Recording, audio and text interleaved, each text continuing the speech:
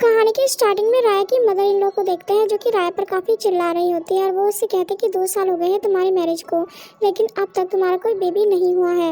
राया मन में सोचती है कि बेबी कैसे हो सकता है जब आज तक आपके बेटे ने मुझे छुआ ही नहीं है, लेकिन उसकी मदर इन लॉ यहाँ पे सारा ब्लेम उसी पे डाल देती है और कहती है कि शायद तुम तो कभी माँ बन ही नहीं पाओगी। इससे अच्छा होगा कि मैं अपने बेटे की दूसरी मैरिज करा दूँ, वो भी तुम्हारी दूसरी सिस्टर से, क्योंकि मेरा बेटा उसे पसंद भी करता है और वो उसके साथ खुश रहेगा और उसके बाद मुझे ग्रैंड चाइल्ड्स भी मिल जाएंगे।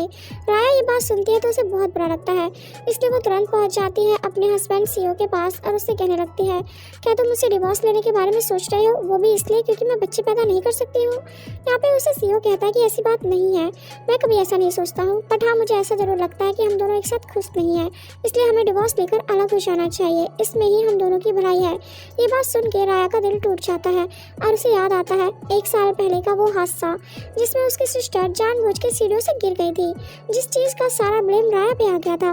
उसके बाद उसके अडॉप्टेड पेरेंट्स ने उसे छोड़ दिया था और यहाँ पे जो होती है उसकी मदर इन लॉ, उसने तो उसका जीना ही हराम कर दिया था। यहाँ पे राया इन सारी चीज़ों को याद करती है और उसके दिमाग में बस यही ख्याल आता है कि उसका हस्बैंड उससे नहीं बल्कि उसकी सिस्टर इनसे प्यार करता है, इसलिए वो कह देती है यहाँ पे अपने हस्बैंड सीओ से, ठीक है मैं डिवोर्स पेपर्स पे साइन करने को तैयार हूँ, बट मेरी एक कंडीशन है, मैं चाहती हूँ कि पहले तुम मेरे साथ एक रात गुजारो, उसके बाद ही मैं पेपर्स पे साइन करूंगी। सीओ को उसकी ये बात बेतुकी लगती है, वो कहता है कि तुम जानती भी हो कि तुम क्या कह रही हो।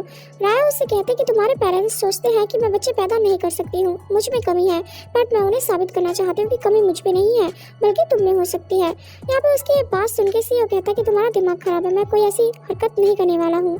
उससे कहने लगती है यहाँ पे राया, मुझे लगता है कि तुम में ही दम नहीं है, इसलिए तुम मुझसे दूर रहते हो। ये बात सुन के एकदम से सीओ को गुस्सा आ जाता है और वो कहता है ठीक है अब मैं जो करूँगा उसके बाद सारी गलती मेरी नहीं तुम्हारी रहेगी, और वो यहाँ पे उसके साथ रोमांटिक नाइट स्पेंड करता है। पर जब मॉर्निंग में उसकी आंखें खुलती है तो उसे एक लेटर मिलता है राया का, जिसमें लिखा होता है कि कल की तुम्हारी परफॉर्मेंस से मैं ज़्यादा खुश नहीं हुई हूँ, लेकिन फिर भी तुम्हें टिप के तौर पे ये पैसे देती हूँ। ये बात पढ़कर यहाँ पे बहुत ज़्यादा गुस्सा आ जाता है सीओ को। उसके 9 महीने बाद दिखाया जाता है हॉस्पिटल में, जहाँ पे 2 नर्सेज आपस में बात कर रही होती है कि इस लेडी को ट्विंस हुए हैं, लेकिन इसके एक बच्चे को तो लेकर कोई जा चुका है, तो अब हम इससे क्या कहेंगे। दूसरी नर्स कहती है कि हम इसे बता देंगे कि इसका एक बच्चा मरा हुआ पैदा हुआ है, और हमें हॉस्पिटल में दिखाया जाता है राया को ही। उसके बाद देखते हैं हम एक असिस्टेंट को जो कि अपने बॉस को कॉल करता है, एक्चुअली में वो सीओ का असिस्टेंट होता है। उसके हाथ में एक बेबी होता है, वो कह रहा होता है कि मास्टर मैं आपके बेबी को ला रहा हूँ, बट क्या ये करना ठीक होगा, आपकी वाइफ को तो बेबी के बारे में पता ही नहीं है, उन्हें पता होना चाहिए, और बच्चे को भी फिलहाल माँ की जरूरत होगी। लेकिन गुस्से में फोन पे सीओ कहता है कि उस लड़की के साथ मेरा बच्चा नहीं रह सकता है, तुम मेरे बच्चे को लेकर सीधा घर आओ, जो उसने मेरे साथ किया है उसकी सजा यही है कि वो हमारे बच्चे से दूर रहेगी। यहाँ पर हम देखते हैं राया को जब होश आता है तो नर्स उसे बताती है कि तुम्हारा एक बच्चा मरा हुआ पैदा हुआ है, और वो यहाँ पर उसे उसका दूसरा बच्चा दे देती है, जिसके बाद राया काफ़ी ज़्यादा रोने लगती है। लेकिन यहाँ पे हम असिस्टेंट को देखते हैं जो कि बाद में बच्चे को देखकर कहने लगता है, एक काम तो मैंने अच्छा किया कि मैडम के पास एक बेबी को छोड़ दिया है, क्योंकि बॉस को नहीं पता है कि उनकी ट्विंस बेबी है, तो एक बेबी मैडम के पास रहेगा और एक बेबी बॉस के पास रहेगा, वरना वो कैसे जी पाएंगी। उसके बाद पूरे 7 साल बाद दिखाया जाता है राया को जो कि अपने बेटे के साथ रहती है। वो लोग एक होटल में लंच करने आते हैं और उसी होटल में आ जाता है लंच करने सीओ भी अपने बेटे के साथ। उसका बेटा उससे बात बिल्कुल ही नहीं करता है। वो लोग जब लंच करने जा रहे होते हैं तो सीओ की नज़र पड़ती है राया पर, और वो अपने असिस्टेंट से कहता है कि मैंने यहाँ पे अभी राया को देखा है। बट असिस्टेंट कहने लगता है, मैडम यहाँ पे कैसे हो सकती है, मैंने तो सुना था कि वो अब्रॉड में जा चुकी है, आपको कोई गलतफहमी हुई होगी बॉस। तो यहाँ पे सीओ पे चिल्लाता है और कहता है कि उससे मैडम मत कहो, तुम भूल चुके हो क्या, अब हमारा कोई रिश्ता नहीं रहा है। इसलिए असिस्टेंट चुप हो जाता है। उसके बाद देखते हैं राया अपने बेटे के साथ अच्छे से लंच कर रही होती है, लेकिन यहाँ पे जो होता है सीओ का बेटा वो उन्हें दूर से खड़े होकर देख रहा होता है। तो राया फिर उसके नज़दीक चली जाती है और कहने लगती है कि बच्चे तुम्हारे पेरेंट्स कहाँ पर है और तुम अकेले यहाँ पे क्या कर रहे हो। उधर देखते हैं सीओ को जो कि अपने गार्ड्स को डांट रहा होता है कि तुम एक बच्चे का ध्यान नहीं रख सकते हो, इस तरीके से वो कैसे गायब हो गया। वो अपने गार्ड्स को कहता है कि जल्दी से मेरे बेटे को ढूंढ निकालो। इसलिए सभी लोग होटल में ढूंढने लगते हैं सीओ के बेटे को। यहाँ पे राया का बेटा भी आ जाता है वहाँ पर। यहाँ पे जो सीओ का बेटा होता है वो तुरंत ही राया को मॉम और उसके दूसरे बेटे को ब्रदर कहने लगता है, क्योंकि उसने तो असल में सारे रिसर्च करके पता लगा लिया होता है कि उसकी मॉम और एक ब्रदर भी है, इसलिए वो उन्हें बार बार मॉम कहता रहता है। बट राया का बेटा कहता है उससे कि ये मेरी मॉम है, तुम्हारी मॉम नहीं है, इन्हें छोड़ दो। लेकिन तभी वहाँ पे असिस्टेंट और सीओ भी पहुँच जाते हैं।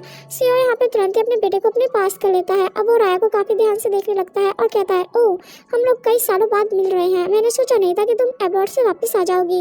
बट राया यहाँ पे उसे इग्नोर करने लगती है।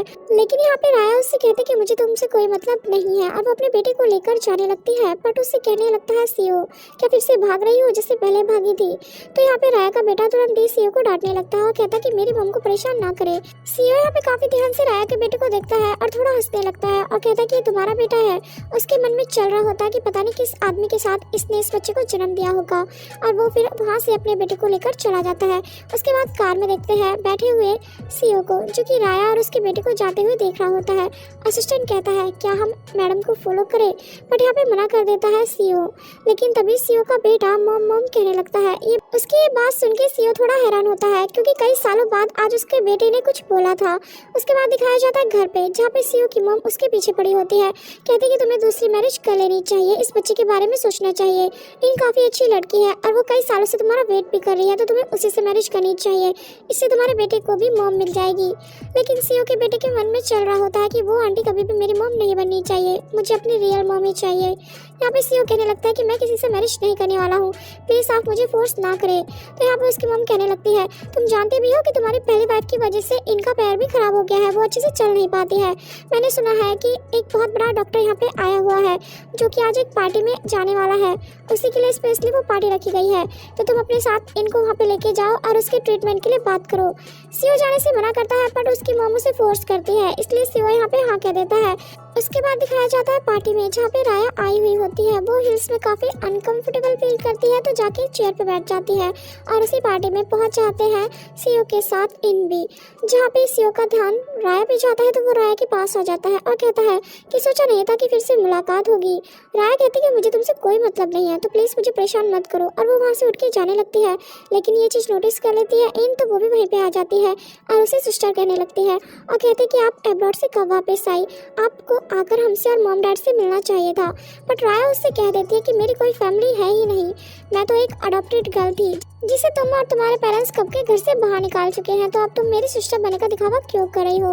उससे कहने लगते हैं इन, आप मुझे गलत समझ रही है, वो सब कुछ एक हादसा था, मैं आपको उस चीज़ के लिए ब्लेम नहीं करती हूँ। राया कहती कि तुम मुझे ब्लेम कर भी नहीं सकती हो, क्योंकि तुम जानबूझ के गिरी थी, मैंने तो तुम्हें धक्का दिया भी नहीं था। यहाँ पर जो पार्टी में कुछ लोग होते हैं वो भी राया के लिए गलत बातें कहने लगते हैं, तो राया उनका मुंह बंद करके वहाँ से जाने लगती है। लेकिन तभी उसका हाथ पकड़ के खींच लेती है इन, जिससे कि राया गिर जाती है और उसके पैर में मोच आ जाती है। तो यहाँ पर उसकी मदद करने लगता है सीओ और कहता है कि जब तुम हिल्स में कंफर्टेबल फील नहीं करती हो, तो तुम्हें पहनने की क्या जरूरत पड़ी थी। और वो उसे अपनी बाहों में उठाकर वहाँ से ले जाता है, जो चीज़ देखकर इन तो पूरी तरीके से जल जाती है। उसके बाद दिखाया जाता है राया को, जो कि हिल्स को निकाल के शूज पहन रही होती है, और वहाँ पे फिर से आ जाती है इन। राया उससे कहती कि अब तुम यहाँ पे क्या लेने आई हो। इन उससे कहती कि मैं आपसे पूछ रही हूँ कि आप वापस क्यों आ गई है, आपको तो अब्रॉड में ही रहना चाहिए था। राया कहती कि क्यों, मेरे वापस आने से तुम्हें कौन सा डर हो गया है। इन यहाँ पे कहते हैं कि मुझे किसी बात का डर नहीं है, बट यहाँ पे आपके लिए ही परेशानियाँ बढ़ेंगी, क्योंकि सभी लोग आपसे नफरत करते हैं, और आपको शायद दुख भी होगा ये जान के कि सीओ जल्दी मुझसे मैरिज करने वाला है, और वो स्पेशली मुझे यहाँ पे लेके आया है, क्योंकि आज यहाँ पे एली नाम की बहुत बड़ी डॉक्टर आने वाली है, और सीओ उनसे मेरा ट्रीटमेंट कराने वाला है। ये बात सुन के राया कहती है अच्छा, तो तुम एली से अपना ट्रीटमेंट कराने के लिए यहाँ पे आई हो, तुम्हें क्या लगता है कि वो तुम्हारा ट्रीटमेंट कर देगी। यहाँ पे उससे कहते हैं इन, आप ऐसा क्यों कह रही है। राया उससे कहते हैं कि जहाँ तक मैं जानती हूँ वो डॉक्टर कभी भी तुम जैसी झूठी लड़की का ट्रीटमेंट तो नहीं करेगी। ऐसा कुछ कहकर वो वहाँ से चली जाती है, जिससे कि इनको गुस्सा आता है और वो सोचती है कि ये अब्रॉड में ही क्यों ना मर गई और यहाँ पे वापस क्यों आ गई है। उसके बाद पार्टी स्टार्ट होती है और यहाँ पे पार्टी का होस्ट सभी को इंट्रोड्यूस कराने लगता है एली नाम की डॉक्टर से, जो कि राया ही होती है। लेकिन ये बात सुनने के बाद इनको बहुत ज़्यादा गुस्सा आने लगता है और वो कहती है कि ये कैसे डॉक्टर हो सकती है, इसने तो आज तक अपनी ग्रेजुएशन भी पूरी नहीं की थी। वो यहाँ पे राया के लिए कुछ झूठी और बकवास बातें कहने लगती है। तो जो पार्टी का होस्ट होता है उसे चुप रहने के लिए कहता है और कहता है कि शायद तुम्हारा दिमाग खराब हो गया है, इसलिए इस लड़की को पार्टी से निकाल दो। कुछ गार्ड्स यहाँ पर उसे पार्टी से बाहर ले जाने लगते हैं। तभी उसकी मुलाकात हो जाती है सीओ से। सीओ कहता है कि तुम यहाँ पे क्या ड्रामा कर रही हो। तो यहाँ पे इन कहते हैं कि आपको पता नहीं है। राया कह रही है कि वही डॉक्टर एली है और मुझे लगता है कि वो सभी से झूठ कह रही है और सभी को धोखा दे रही है। वो कभी भी इतनी बड़ी डॉक्टर नहीं बन सकती है। सीओ यहाँ पे उससे कहता है कि तुम्हें क्या याद नहीं है कि वो एक मेडिकल की स्टूडेंट थी, तो हो सकता है कि अब्रॉड में जाके उसने अपनी स्टडी पूरी की हो, इसलिए वो डॉक्टर हो सकती है। तुम्हें ड्रामा करने की जरूरत नहीं है इस बात को लेकर। मुझे लगता है कि तुम्हारी तबीयत ठीक नहीं है, इसलिए वो गार्ड से कहता है कि इसे तुम घर ले जाओ। सीओ की यहाँ पे ये बात सुनने के बाद इनको बहुत ज़्यादा गुस्सा आता है और वो पास्ट की बात को याद करती है कि उसने अपने पेरेंट्स को बातें करते हुए सुना था कि हम लोग अपनी अडॉप्टेड बेटी की मैरिज